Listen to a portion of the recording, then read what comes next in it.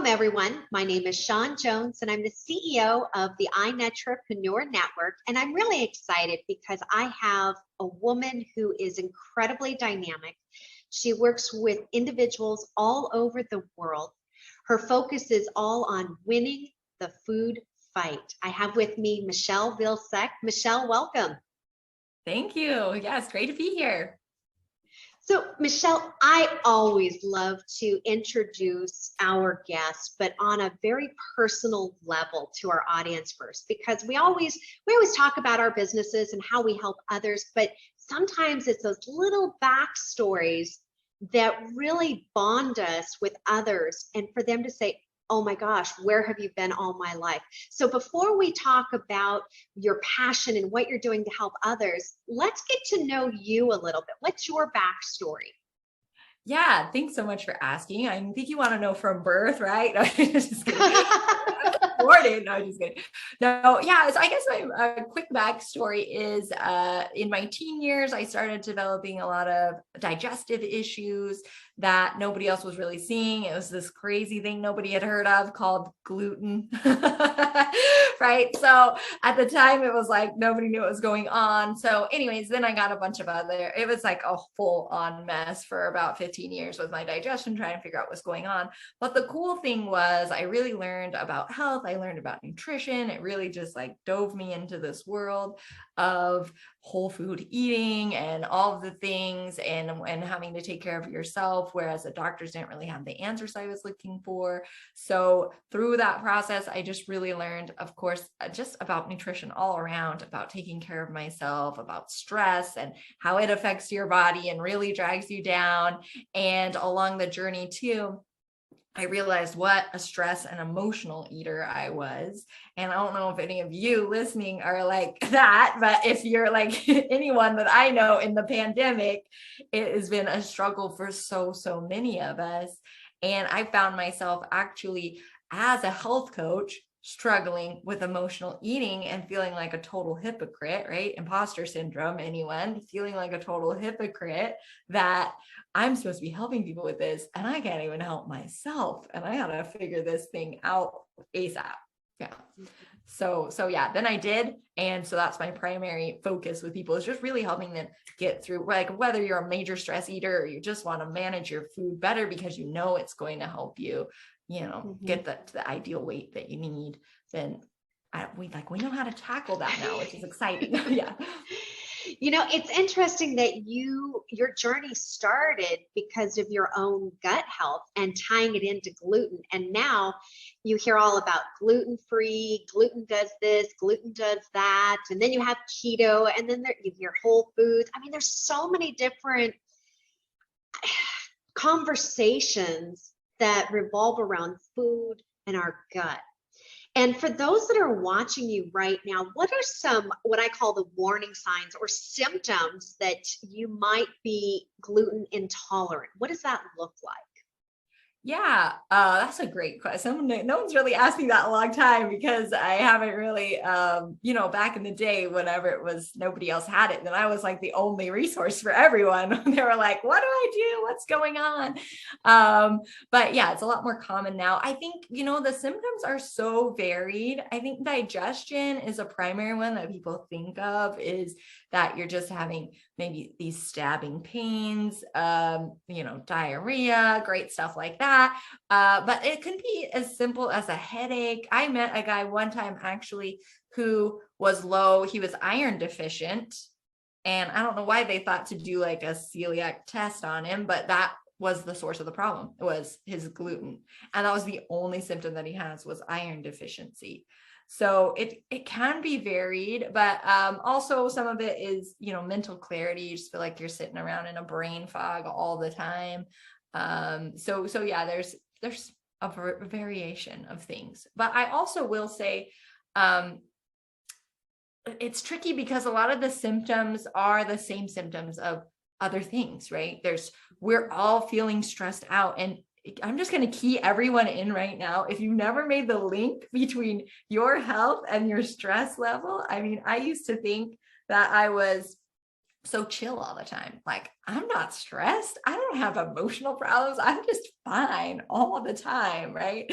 And it Right. took me a long time to realize, like, oh my gosh, I'm eating perfectly, but I'm still having the same symptoms of gluten. And it was because I totally repressed everything. And don't we just all just keep shoving it down, shoving it down, shoving it down? And I completely agree with that. I remember, and there's a difference too as we age. What were stressors in our 20s seem to be a little different when we get into our 30s, 40s, 50s, and we'll just continue up that scale. And lifestyle, environments change, and there are so many different factors that weigh in on your body, and it creates ailments all over. And your gut is one of the biggest telltale signs ever that you have something going on beyond just maybe eating too much sugar or, not putting in enough calories in our body. I mean, your body, if you listen, will tell you what's wrong. yeah, 100%. It tells you so much stuff. Yeah. And right now I work, the big thing that I do is help entrepreneurs or professionals end the struggle with weight and food for good. Like, that's when I say, like, end it. Like, we want it to be done. We want it to stop being a struggle. But one of the biggest things, of going back to what you're saying about your body signaling you something, my big belief is, like, especially as entrepreneurs, as high achievers, as, that type of personality, your body, like, you want to be bigger, right? You want to be more, you want to have a bigger impact, be a better mom, a better husband, a better family member, a better provider. Like, you're trying to be bigger, bigger, bigger, bigger, bigger. And then that sort of ends up being, like, literally you become bigger by the food that you're eating. It's like a signal that you just want more. You just want more of everything, right? And so I find that a little bit funny. But We have a lot of family that they travel all over. And here in the US, compared to other parts of the world, everything seems to be supersized and upgraded. And when you really think about it, because I was having a conversation with someone the other day, and we were talking about chicken, how much chicken should you even eat in one sitting? And it's funny, somebody will say, oh, I'll have a chicken breast, I'll have a drumstick, and by the time they get done, they have this like big, massive amount of meat on their plate. But in actuality, all they need is like a little palm size of chicken to get through that particular meal. And so I think too, and correct me if I'm wrong, mindset of what we think that we need to be ingesting versus what we actually need to sustain to live and to be healthy. Would you agree? yeah, totally. Oh man, there's so many things going into that decision to, like, eat it bigger. But, like, that's definitely what I talk to a lot of my clients about, is you don't even realize we're swimming in this type of mindset, if you will. Like, there's a lot of cultural beliefs and mindset that's going on that we're swimming in, and we, like, don't even realize we're in the water, right? Like, it keeps getting bigger and bigger and bigger. And because it's gradual and we're all in it, we didn't realize how big it got. Or there's a common message, like with keto, with paleo, like, that same diet has cycled around like a bazillion times the last 30 years. It's just called something different, but, like, we keep saying we need tons more protein, we need so much of this, or we just, like, do these crazy extremes. And there's just a lot of program beliefs around food, about what is a reward, what's not a reward, and what you should be eating. You shouldn't be rude, you shouldn't refuse stuff. It's, there's so many things. And that's really what I talk to my clients and, on social media and stuff about too, is, like, what to eat. I mean, what to eat is not that hard to figure out. That, of course, like, there's a lot of misinformation around that too. But, like, when you look at the science, it's actually really, really simple what we need. It's thousands and thousands of research studies are pointing to the same thing. And it's, generic stuff like eat more fruits and vegetables, eat less junk food. Like, even if you did those two things, you'd be super healthy and feeling amazing. But it's really those other subtle, like the water, like I'm saying, swimming in the water, that other stuff that's, like, really pulling you down and keeping you from really eating and feeling, being bigger having more focus, having more energy, feeling confident about yourself and your body image and all that stuff. There's for me, food, and I've met other people, food can be used as a comfort tool, almost like that little security blanket. It can be also part of a habit. And it's funny because and when I say habit, we obviously have to eat to sustain, obviously, but certain rituals, it's like drinking coffee. If you drink coffee every single morning at the same time and you have that same amount of coffee, that one day when it goes away, it's like, I'm missing something. And over time, we've been ingrained with certain eating habits that we were adopted into early on in early childhood. And now we're having to look at what we've learned, what we've been taught, and having to make those changes. And do you find that people struggle with that at some point?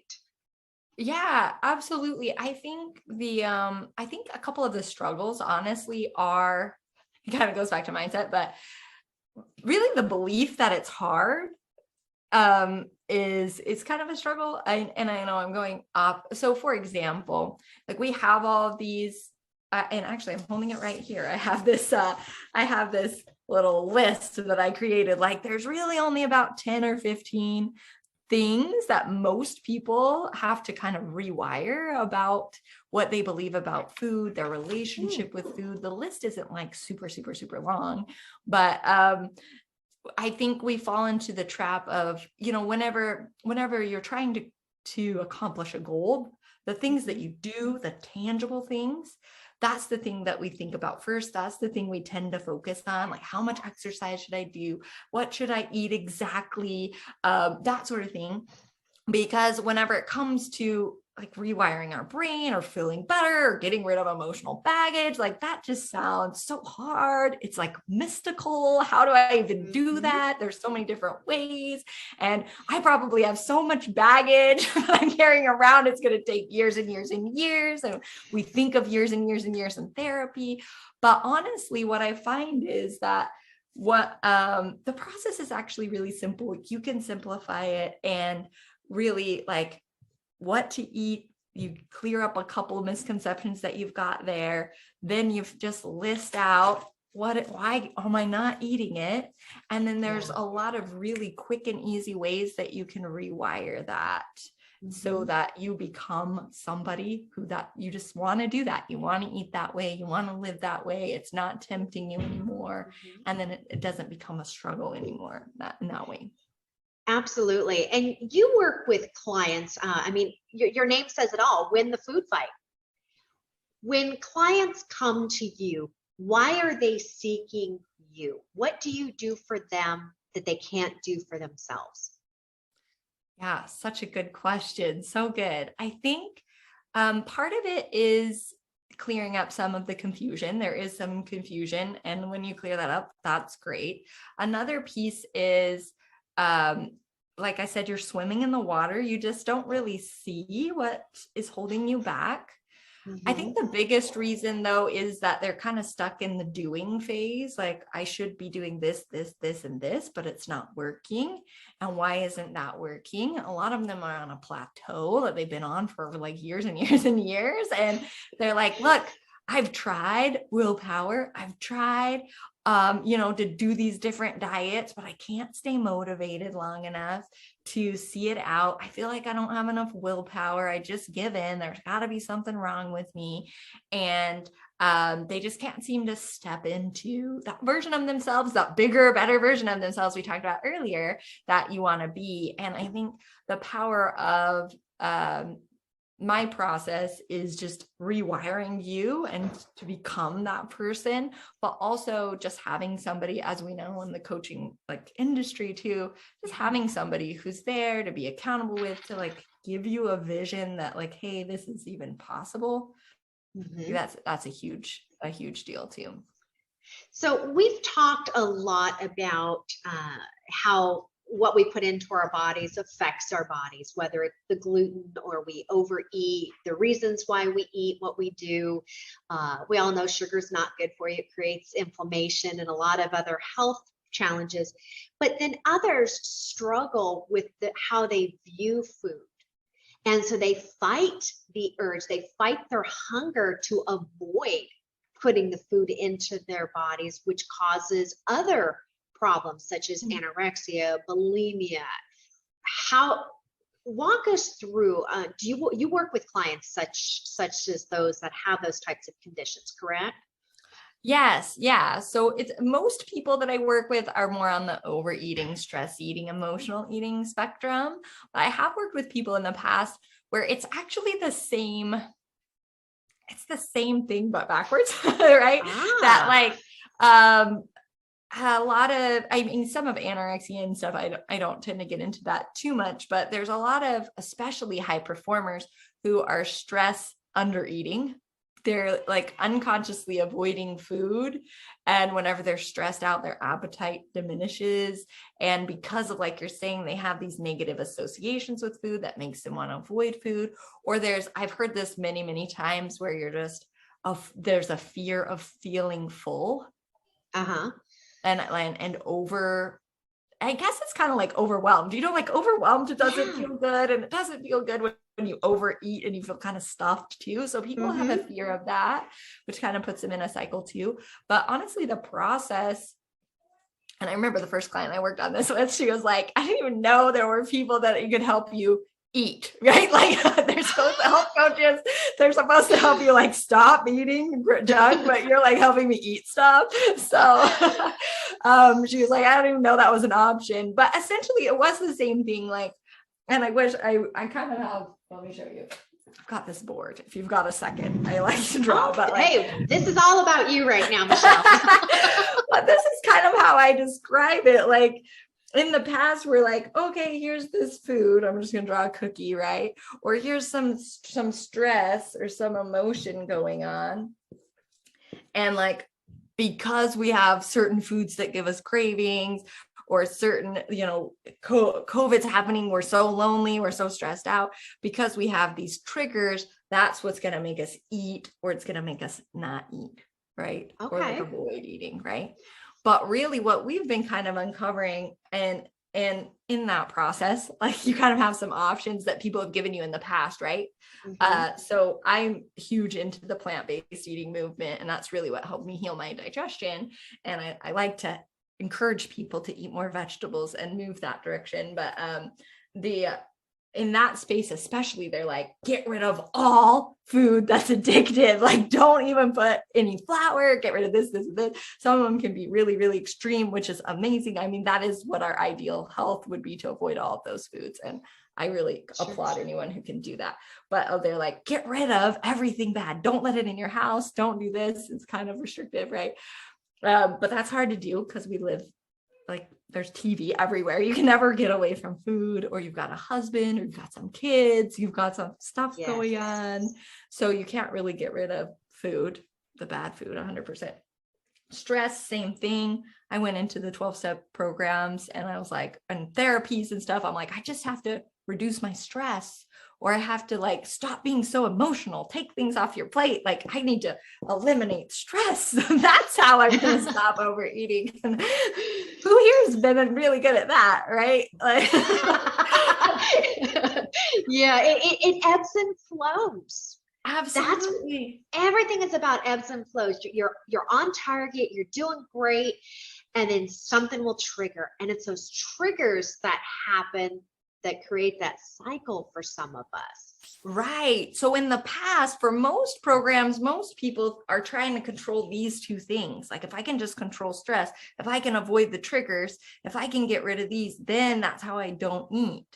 But my process really focused on what I call the missing piece, which is what I figured out for me, because you can't, like, willpower, like you're saying, willpower only takes you so far. Then you hit your breaking point and your trigger, and you're like, oh my gosh, I can't do this anymore. Right. So what I share with my clients is, hey, there's actually this missing piece, right? And this is, I'm always like drawing this so fast. This is your brain. This is your brain, John. This is your brain, okay? It looks how it feels, trust me. I love that so much. but I scribble all over. So you'll have to like, excuse me. But anyways, what happens is you're going to see the food. You're going to tell yourself a story about the food. And then you're going to eat it. Right. And here's a perfect example of this. Like, have you ever had a food where you like used to love it?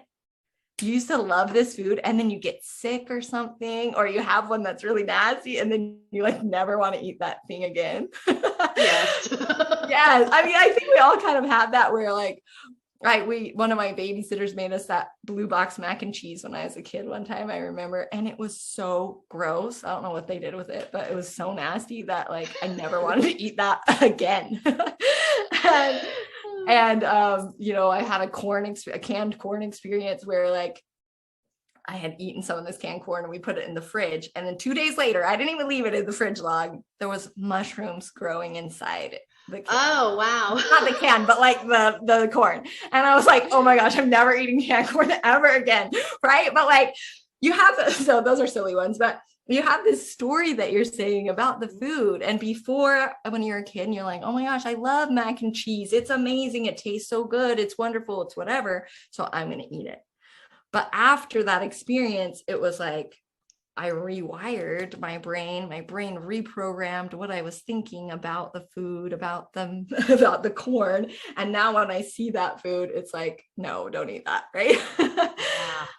So I can resonate with this. Does this make sense? Yeah. It does. It totally makes sense. And I'm really excited, Michele, because food, it's part of who we are. And whether you're the one that loves food and finds the reasons to eat the food, stress is your reason, you just need that comfort, or you view food as I need to stay away from it, or I'm so busy wrapped up in what's going on in my everyday that I don't think about being hungry, and we just kind of go along. So I mean, there's all different spectrums, and you work with clients to help them have a healthy relationship with their food and their diet, and you help them reprogram in many different ways. Now, you provide coaching services for Win the Food Fight.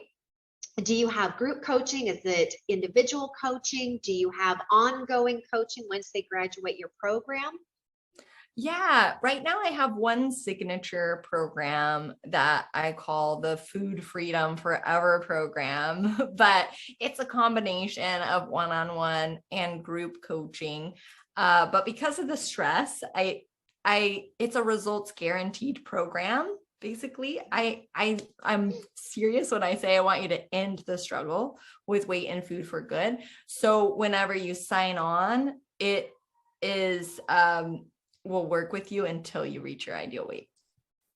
Wonderful. Michele, if somebody would like to book a call with you, and discuss what struggles they're having, or, get some guidance, maybe they do struggle with gluten or other ailments, how can they get in touch with you? Yeah, so you can go, the easiest place to book a call is to go to my website, michelevilseck.com. You can also search on social media, Win the Food Fight. I know my name is like a little hard to spell, but we can spell it out for you. But that's the fastest, easiest way to find the button. But you can reach out to me on social media as well. I'm on Facebook as my primary platform. I've got a group there called Win the Food Fight and I do a lot of virtual trainings and events and things like that as well.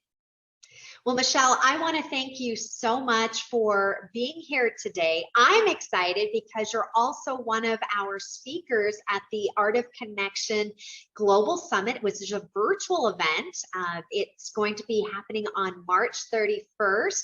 So when everyone comes to watch you and the other speakers, you're going to be open for Q&As. You're going to be hosting several different private workshops for everyone who attends. So not only do they get to hear you today and get some insight into Michele and her world and Win the Food Fight, they get to see you up on stage, but then they actually get to experience some of your coaching and what you can do. So how powerful is this? I am so excited. Yeah, I'm looking forward to it. And it's going to be so much fun to just meet so many different people. And it's like rapid I love going to those networking events and like, hi, I'm Michele. Hi, I'm Michele. I'm like one of those crazies. So this is perfect. Yeah. I love it. I love it. Well, Michele, thank you so much for being here. For those of you who have just watched Michele Vilseck, she is the founder, owner, creator of Win the Food Fight. She will be one of the speakers at the Art of Connection Summit on March 31st. You can go to the website and get your ticket today at artofconnectionsummit.com.